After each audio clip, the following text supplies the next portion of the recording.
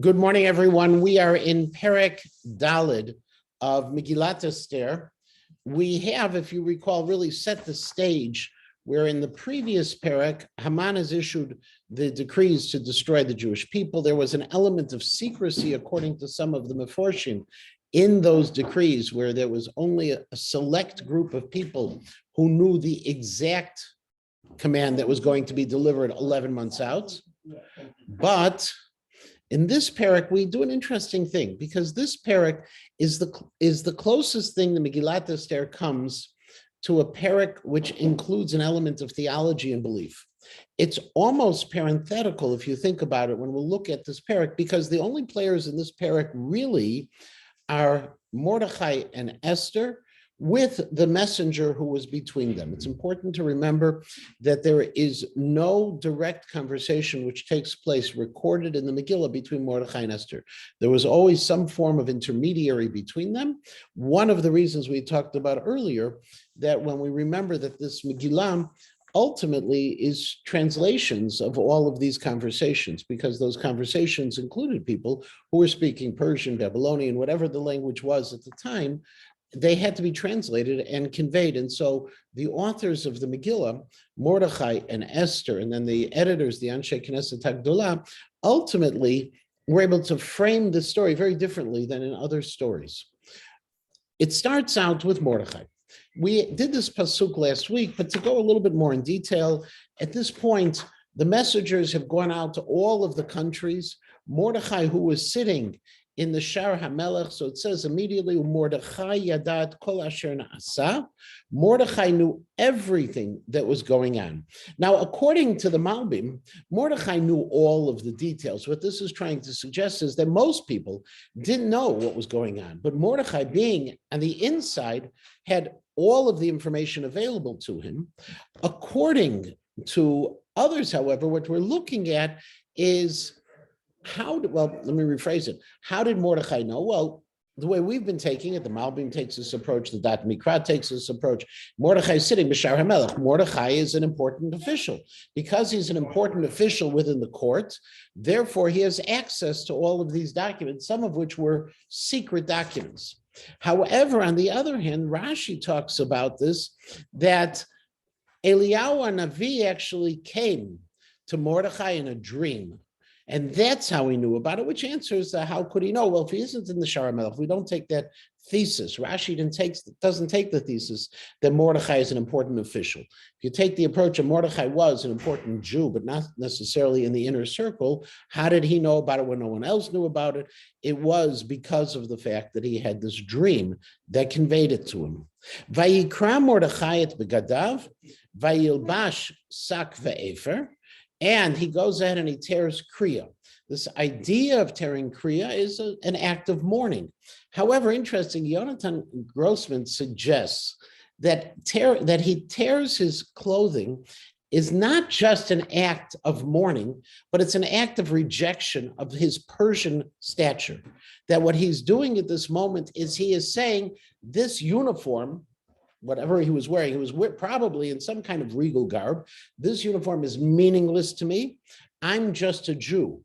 And that's Grossman's thesis on this, which is a fascinating one. But we also have the principle, very simply, that he's tearing Kriya. This is something that he is in mourning over.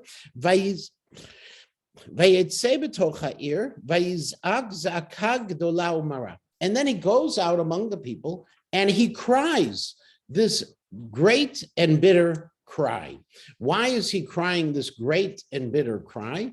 Because he is now, and taking again, I'll go back to Grossman, he has, in a sense, rejected his role in the Persian court. You'll see by being in sackcloth and ashes, he's not allowed to enter. He's now with the rest of the people. He goes across into the city. There was actually some kind of bridge, most likely, because there was a river that separated, or a moat actually that separated them. And he goes across, he goes into the city, and he cries out this bitter cry. Now, there's an interesting medrash that I sent in advance, and I have copies here. For those who don't have it, I'll pull it up on the screen in just a second, about the Zakah Gdolah, because we hear this word, this phrase, Vayizak Zakah Gdolah, one other place in Tanakh. It is, if you remember, with Esav.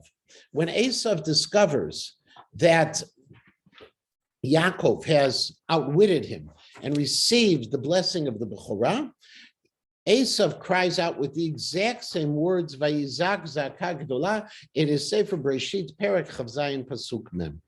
And so this is actually a medrash called Panim Meirot. There were collections of midrashim about at Megillat Esther. I took offline from the Otzer HaChochma. And if you look where the arrow is, Vayizak, the medrash says, Lama Tza'ak, Halo HaKadosh Baruch Hu, Shomea L'chushot. God can hear if you're whispering. What do you have to yell for? Elet Tzavach V'amar. But rather he cried out and he said, Yitzchak Avinu, ma asita lanu. He cries out to his forefather Yitzchak and he says, what did you do to us? Bishvil tza'aka shetza'ak Esav lefanecha, because of the cry that Esav let out when he found out he was being tricked, berachta oto, you blessed him. Ve'amarta lo v'al charbacha tichya, and you told him that you're going to live by the sword. Achshav harei kulanu mechurim laharigat charav. Now we've been sold to being killed by the sword. Kach ne'emar vayizak za'aka. And that's why it says that he cried out with this cry. In other words, what the Medrash says is the Medrash picks up on this phrase, and this is classic Medrash. It says this phrase is familiar. It occurs over here back in Sefer Bereshit. Obviously, when the authors of the Megillah were choosing words, they knew Tanakh, they knew Chumash, and they choose this phrase from Chumash, and they must be choosing, says the Medrash, this phrase from Chumash to draw some other idea that comes up as well. And the answer is, why are they doing that? Is because it's trying to connect us somehow with the story of Yitzchak and Esav, and that Mordechai, in essence, was saying in his prayer, what you did, the consequence we're suffering. Yeah. So he's blaming Yitzchak. He is blaming Yitzchak. According to this medrash, he's blaming Yitzchak. He's saying what Esav did is there. Now, it's interesting. There is another way of also seeing it. And the other way of saying these very same phrases, and that is, Esav Harasha cried, and HaKadosh Baruch Hu, through Yitzchak, you responded. Well, if it would work for Esav, it should work for us. Okay, that's Zakah Gdolah Umara. Could also be, but that's not what the Medrash says. The Medrash actually says he's crying out to Yitzchak and not crying out to God. Yeah. Sorry, but I looked ahead. Go ahead. On the Medrash page. Right. And and it's actually kind of the opposite. If you read the next Medrash. Right. Where it says, the gist of it is, Bor eit za'aka achas hitzkik avinu Yaakov le'Esav. Dichtiv v'shmoa Esav v'yitzak Zakah Gdolah Mara. Echan nifralo. Where was their payback? And this was the payback. So it's the flip side. We're getting punished because we caused Esav to cry out. Right. So it's really two opposing views. So you have 100%. You have these different ways of the Medrash, and both of them are midrashim, right? So the pshat is, this is just what happened. He cried out, and it was a bitter cry because he knows what's in store for the Jewish people, whether he knows through dream or whether he knows because he was there and he heard everything. Why the Anshe Knesset Agdolah chose these words, there's a number of different theories to it. And those theories are presented by the Medrash, traditions. I wouldn't say theories. Traditions. There are a number of different traditions behind it. Why? It could be, I'm blaming Yitzchak. It could be, now it's our fault. Look, we're in this very same trouble all over again, which goes back to even the ideas, if you remember, of all of the connections between Yosef, the story of Yosef. and the story of Megillat Esther. We saw all of those parallels as well. What are the connections? The same idea that they were sold, that he was sold, and here's part of the punishments, and these pieces as well. So it's almost like you're saying, be cautious even with your enemies. Don't give them the slightest blessing. I like the Yitzchak version where Yitzchak, you're the cause of it because you gave him a blessing. Or the flip side of that being, you know what?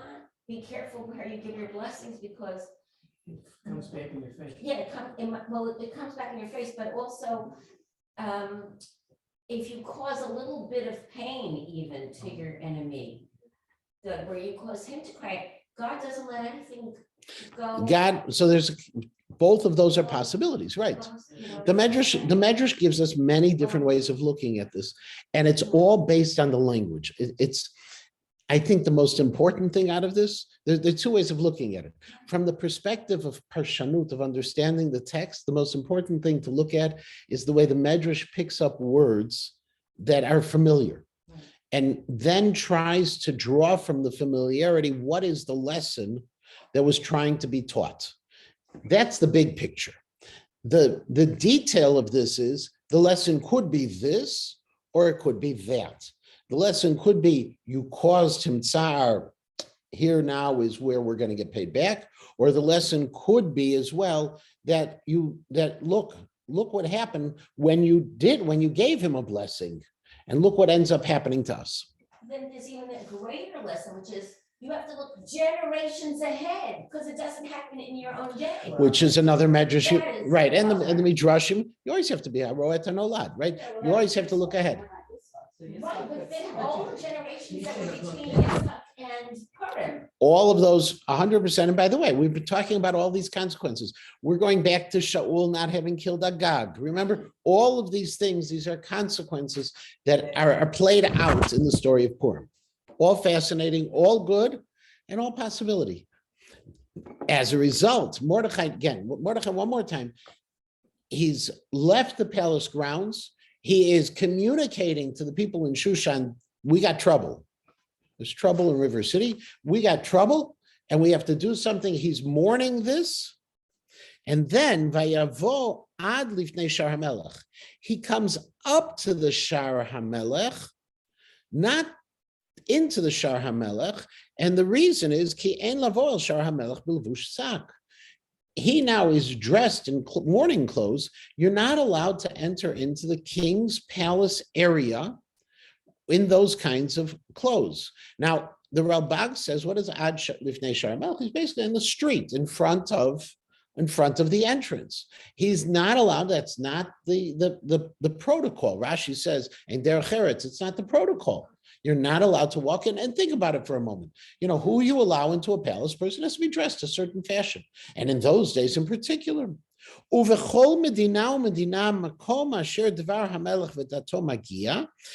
we're in all countries, not just that Mordechai has been the one who is mourning within the Ir Shushan, but rather anywhere where the Devar HaMelech appears. Now, what's the Devar HaMelech? The Devar HaMelech, these were the people who received these secret messages.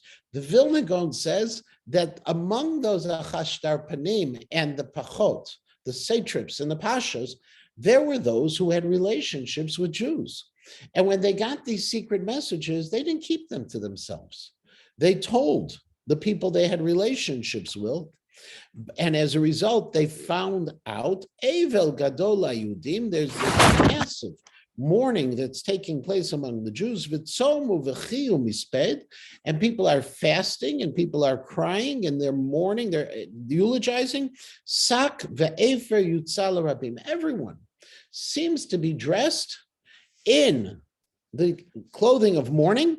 Says Reb Sajagon, Sak va'efer yutzal rabim is not to the masses, but Reb Sajagon says those who are in power, the people who are the important people. Well, I would Rabbi Hamelech, we'll call them. Okay, the people who are in charge, they also mourned in the same way. The Jews mourned on it.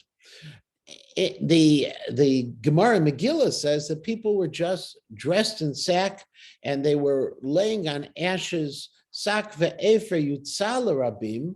Yutzat is also the same shorish we have for a mattress.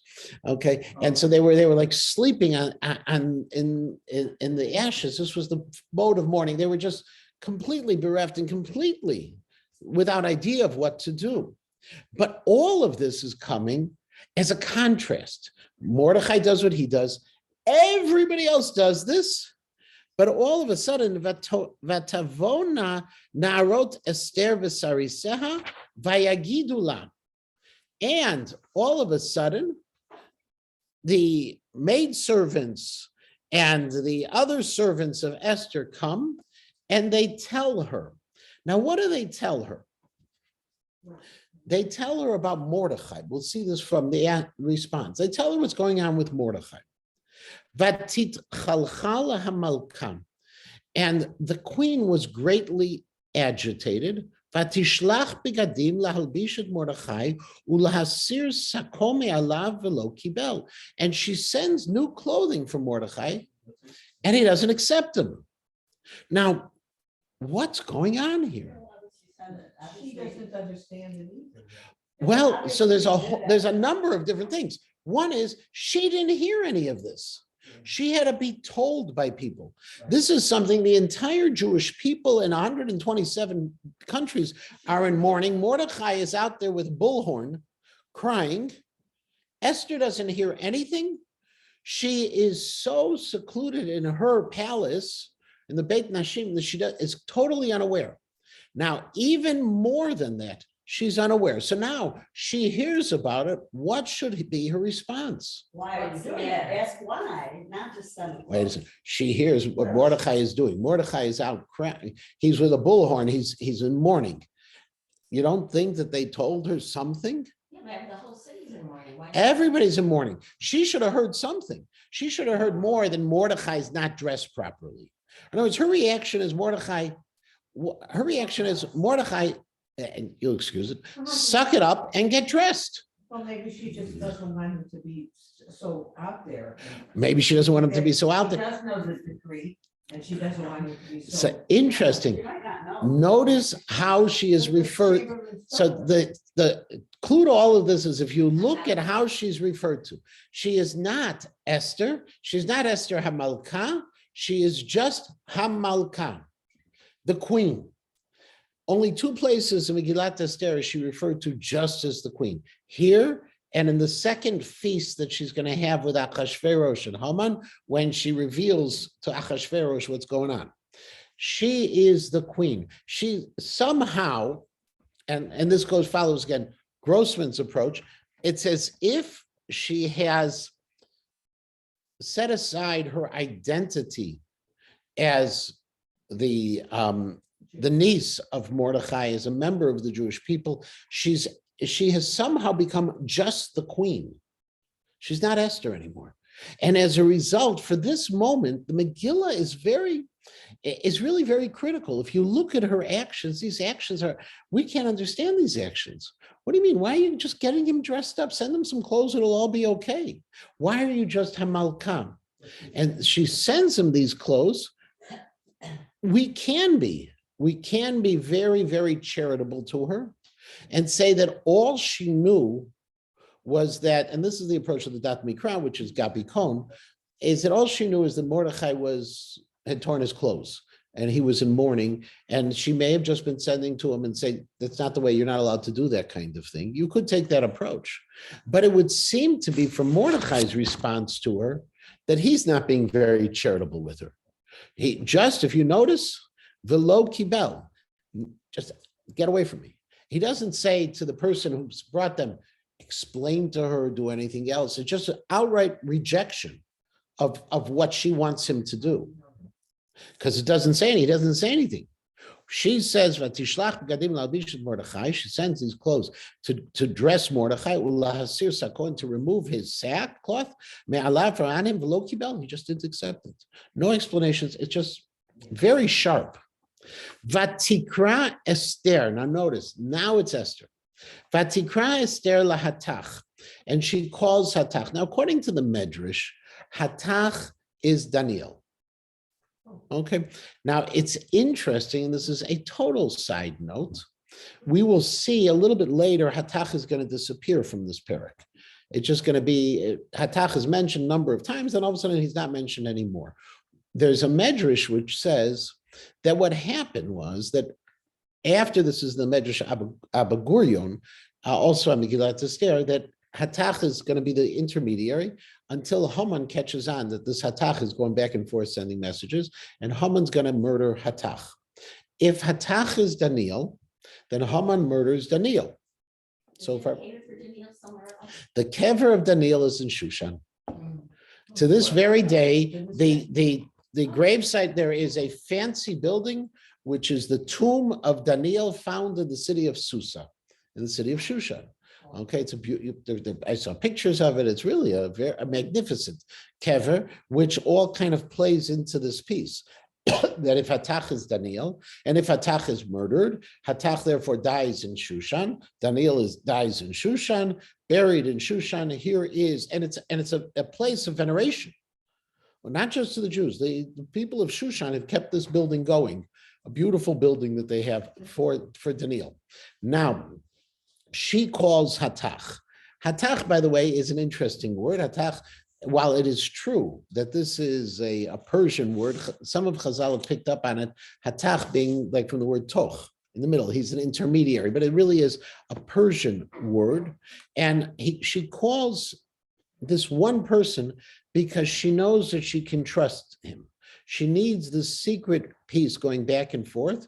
He's one of the Sarisim, is one of the higher level officers, and she tells him, Asher Hamid Lefanah, who was put for her to be able to have access to or to be able to use, Vatitzaveu al Mordechai, and she gave him instructions about Mordechai. Ladat mal zeva al mazah. I got to find out what's going on. Now, it's possible, by the way, if you just look at these psukim, Mordechai puts the Malka in her place, and so all of a sudden now Esther, the relative, it says, wait a second, this isn't the way he and I used to interact. I got to find out what's really behind all of this. Vayetzeh Hatach el Mordechai. So Hatach goes out to Mordechai, el Rechov Ha'ir, into the Rechov, into the street of the city. A Rechov is not really a street. The Rechov in the times of Tanakh is what we would call a city square, or more in Ivrit, in modern Hebrew, a kikar. Okay, it's the Rechov HaShalir was a meeting place. It's called Rechov because it was the broad area, like Rachav, the word Rachav. Sends that to the Rechov HaYir Asher Lifnei Shar HaMelech. It's like Rechavat HaKotel. Right, very good. Like the Kotel Plaza, the same thing. Okay, and thank you, Ilana. Asher Lifnei Shar HaMelech, because why did she send out there? Because that's where Mordechai is. He can't come into the Shar HaMelech. He's hanging out there. Vayaged lo Mordechai, and Mordechai tells Hatach, et kol asher karau, everything that has happened. In other words, to him, everything that happened to him. Thank you, and that's why the Ibn Ezra says that he didn't bow down to Haman. Okay, the personal pieces. Okay, and according to the Medrash Rabbah and the Esther Rabbah, karahu is not a mistake. That word, if you remember when we first encounter Amalek, the word back in Parashat Beshalach, asher korcha baderech, who happened upon you, is one of the explanations. Korcha baderech, kuf reish chaf sofit, comes from the same shorish, happened, just mikre. So asher karahu, which just happened, is reminding us of the Amalek story, according to the Medrash Esther, which is, it's another one of the Midrashim. There's a number of Midrashim. The Medrash Esther, there's a Medrash on Esther Rabbah. Solomon Buber, Martin Buber's grandfather, had put together a collection of Midrashim on Esther. His collection of Midrashim on Esther includes Abba Gurion, which is because Abba Gurion is the first one speaking. There's Medrash Panim Acherot, and there's a couple of other small Midrashim in it as well. So the Midrashim on Esther exists, but that Asher Korcha. And not only does he tell what happened to him, Ve'et Parashat HaKesef Asher Amar Haman Lishkol Al Ginzei HaMelech B'Yudim La'abdam, and also about the bribe which had happened. Let me ask you something. Yeah. When it says here that he bribed the royal treasuries for the, does Achashverosh know about this? Well, the bribery is what he had offered this vast amount of money who? to Achashverosh. Was it Directly, that was in the last parak. Yeah, he offered it directly to Achashverosh, and Achashverosh says, I don't need it. Keep it. Yeah. So this is a secret negotiation that he knows about. Yeah. That is the only way he can know about it, is what you said about Eliyahu. How does he know Unless- about two people negotiating something? Well- that Unless is someone just said between something them to and somebody. you didn't have it, huh? Someone said something where there was an advisor out there that heard it. Or if you recall, or if you recall, within the instructions that were sent out to the Achashtar Panim was also an instruction about the money that they were going to be able to take from the Jews.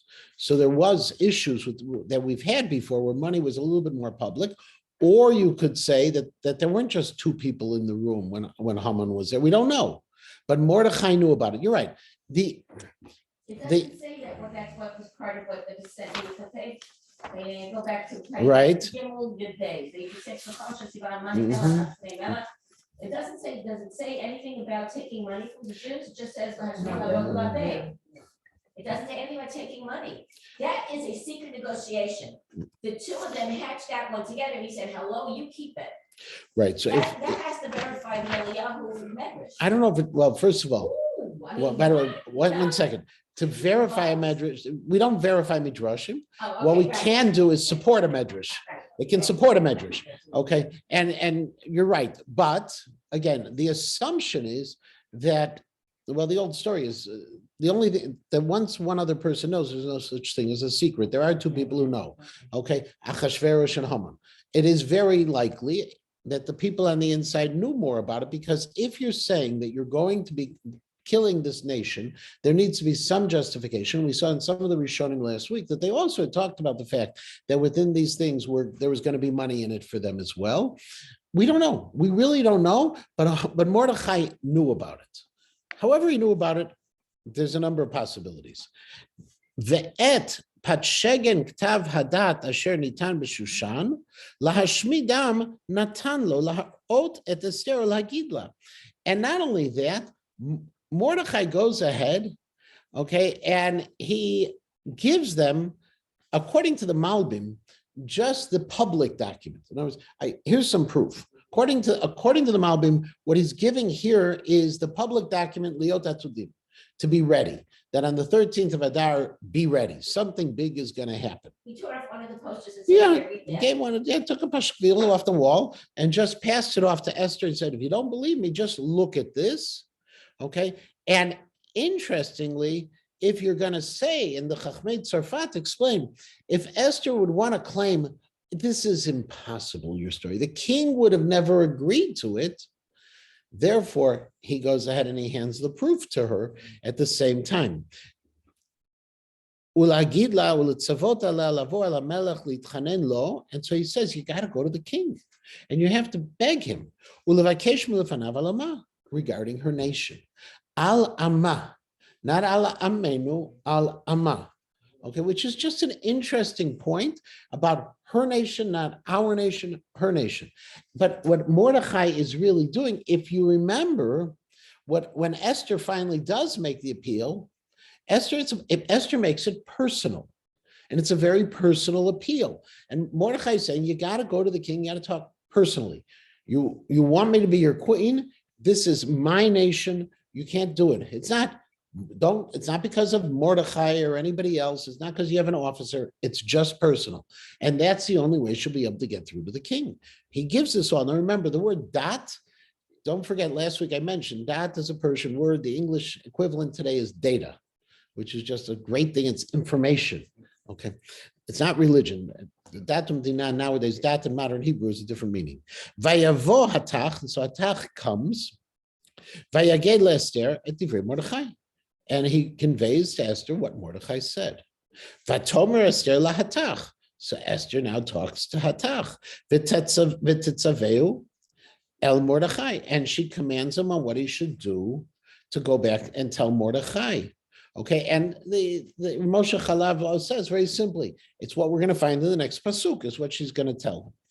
Now, it's interesting, the Malbim says that what Esther's actually saying here, and the Malbim is anticipating that medrash that Hatach may be discovered, and so the way the Malbim explains it, according to the Malbim, that it isn't Hatach who has to go himself from this point, but Hatach has to take care of things in one way or the other. He's going to orchestrate it, but he can send other people, which according to the Malbim is the reason why Hatach is not going to be mentioned again. According to the Medrash, Hatach went one time too many and was caught in these secret missions. What are they supposed to say? Kol avdei hamelech v'am medinot hamelech yodim et kol ish v'isha sheyavo el hamelech el chatzer hapnimit asher lo yikareh achat dato lahamit. So she says, listen, everybody knows this. Kol avdei hamelech, everybody knows this. And Bachrach points out, Rabbi Yeshua Bachrach points out, Mordechai, you said B'shar HaMelech. This is common knowledge. You should know this yourself. How is it that you're ignoring this important fact that if I show up to the king without any invitation, the story is very simply, achat dato lahamit. There's just one rule: everyone's going to get killed. You're going to be executed for it. Now, if you put it by you're already you saw the movies, you know what's going to happen. But if you go ahead, and in this kind of case, how can you ask me to do this? Now, it's interesting. Remember, one of the things we talked about was why was Haman appointed? One of the theories why Haman was appointed when he was appointed is Achashverosh is afraid for his life. Achashverosh already has survived an attempt of an assassination. Big Ten and Teresh. Achashverosh has very strong rules of who's going to have access to him. And so it's not just an element of kavod, it's an element of bitachon, of clear security needs. The only one who's going to be excluded is the person for whom the king is going to get the golden scepter appointed. And I haven't been invited to go before the king for 30 days already. Now, I haven't been invited to go for the king for 30 days. One way of looking at this is, so give it a little bit of time. 30 days is a long time. Give me a couple of days. I'm sure he's going to call me soon. The other way of looking at 30 days is he hasn't called me for 30 days. I don't know if he's going to call me for the next 30 days. But what's also interesting is when you look at how people are referred to, look at the word, how Achashverosh is referred to. Kol avdei hamelech, v'amedinot hamelech, asher yavo el hamelech. Okay, me'asher yoshit lo hamelech, v'ani lo nikret lavo el hamelech, zeh shloshim yom. 5 times in one verse, Achashverosh is referred to exclusively as the king. There is no relationship here. You call somebody King Achashverosh, he's got a first name. He's somebody, there's something there. The king is a position. And to mention him 5 times within a single pasuk is to understand Esther's fear at this moment. She's gripped with fear of the idea of going in without being called. And she keeps on saying, it's the king, the king, the king, the king, the king. That's frightening. And so as a result of it, it has to happen that there needs to be a response. How many days are left until the proclamation? We can assume we still have a good 10 and a half months or so. Remember, it was 11 months in advance. The proclamation was to get ready. It was put out there pretty quickly. And within that pretty quickly time, Mordechai goes ahead. Vayagidu Mordechai tivrei Esther. Now notice it doesn't say Vayaged Hatach, but Vayagidu. This is this anonymous piece. We're really not sure, okay, who said this or not. It's entirely possible, as the Malbim says, these were other messengers that Hatach had sent. According to the Medrash Abagurion, Perek Daled, Haman heard, killed him, and that's why he's not mentioned anymore. By the way, a very simple explanation of this is that okay, we pointed out who the messenger was. We don't have to keep on mentioning his name. The problem with that is it's vayagidu, which is a plural form. If it just said vayagid, that it was told to him in singular, we could say it's hatach still. Here, something seems to have changed, and we have to account for the change in one way or another. Vayomer Mordechai lahashiv el Esther. And so Mordechai now comes to respond to Esther, and this is the famous words that everyone remembers. Al tedami b'nafshech, don't imagine, don't think about that. Lihimalet beit hamelech mikol hayudim, that you're going to be able to escape within the palace from all the Jewish people. Now, notice she had done that. That was the original problem in this parak, that she was kind of, protected from everything that was going on around her. Don't think this is an eternal situation.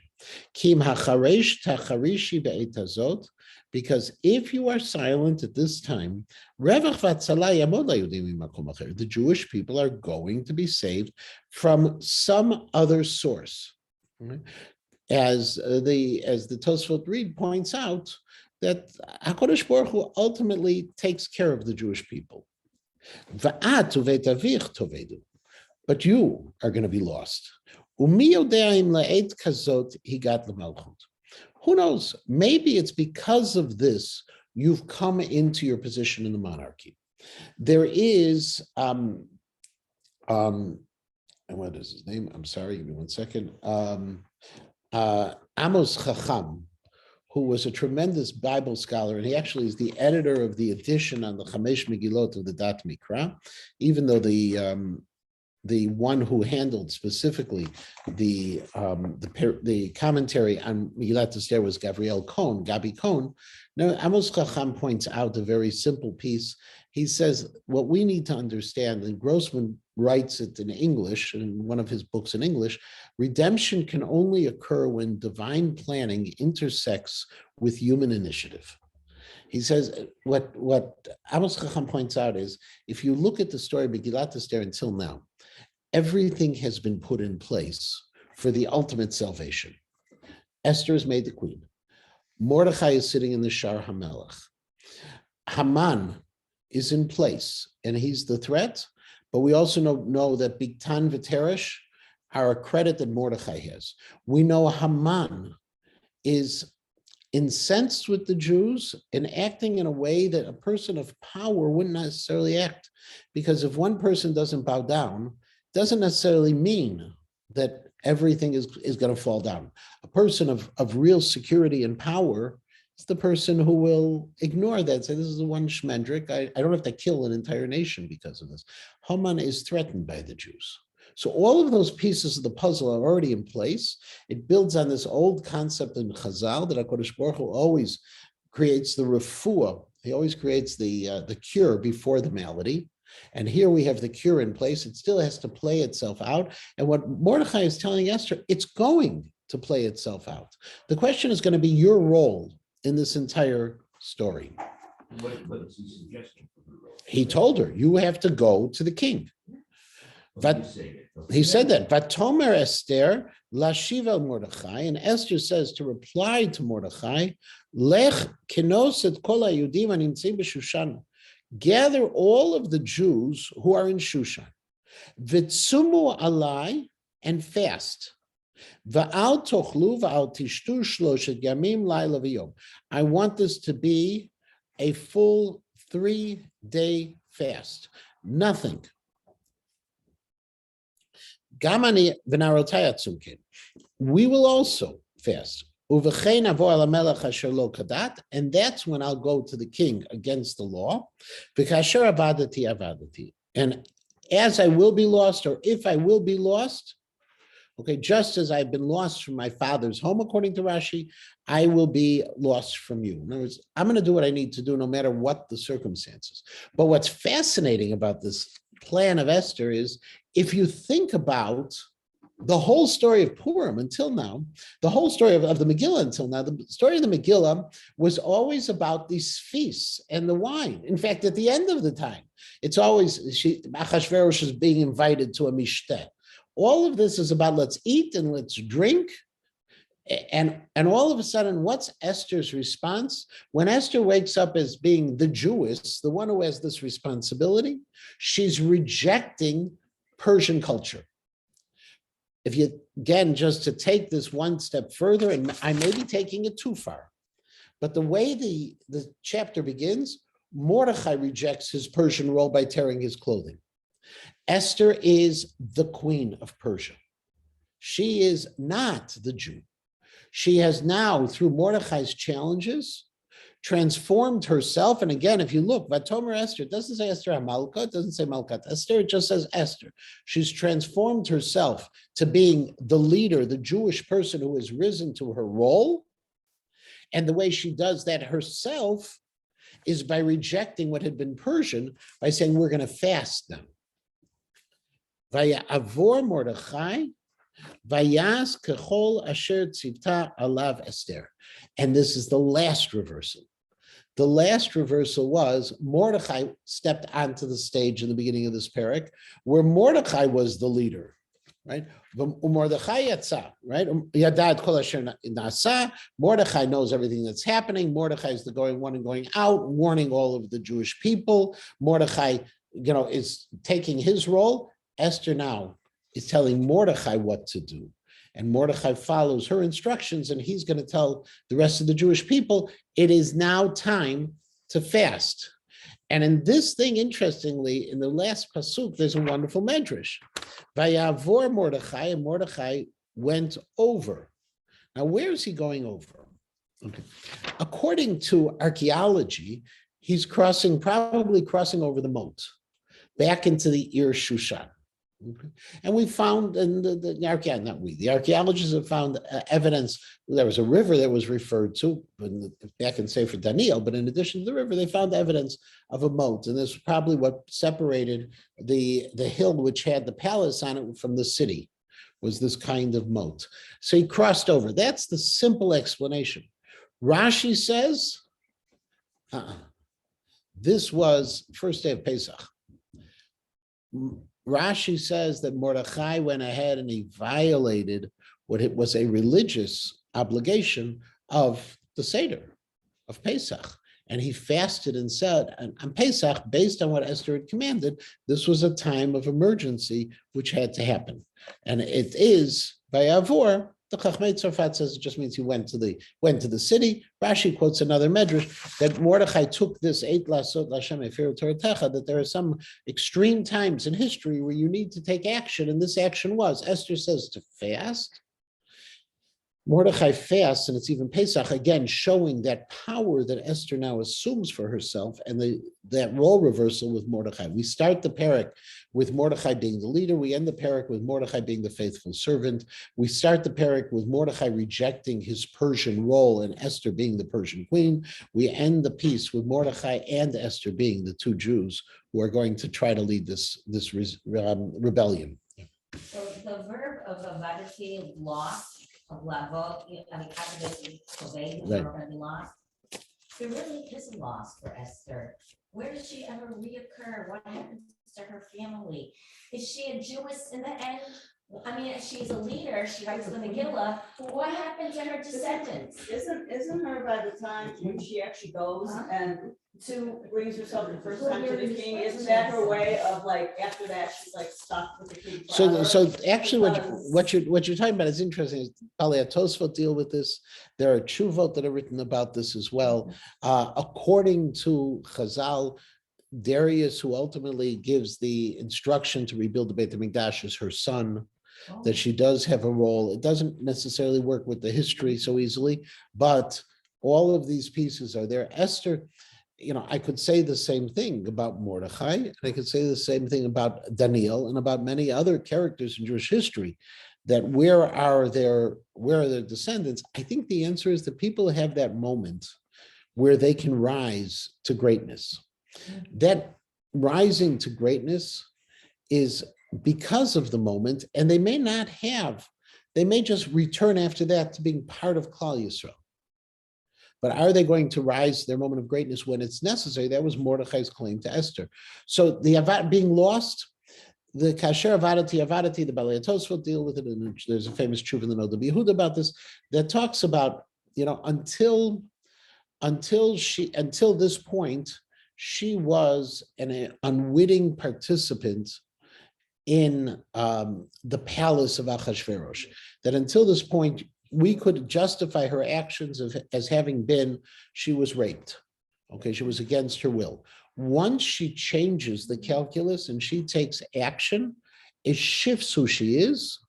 And it may be in this kind of case. There's a number of different questions. The question is, how could she stay married to Achashverosh? Okay, did she have a choice, not have a choice? All these kinds of things along the way. But you're right, she is the avadati, kasher avadati. Here the text is, the pshat is, I may be killed. This may be the end of me. But it is true that this is the beginning of an end from another perspective, because now she becomes his queen and not just the one he took from among all the Betulot. You're right on that as well. We're going to stop right here. I know it's a little bit early, but the parak was a little short. We're going to pick up with next week with the next parak, with parak K. And Baruch Hashem, I think we're going to be done with this in time for Purim, because Purim is in the second Adar and not the first. Have a wonderful day, everyone. Thank you. Always good.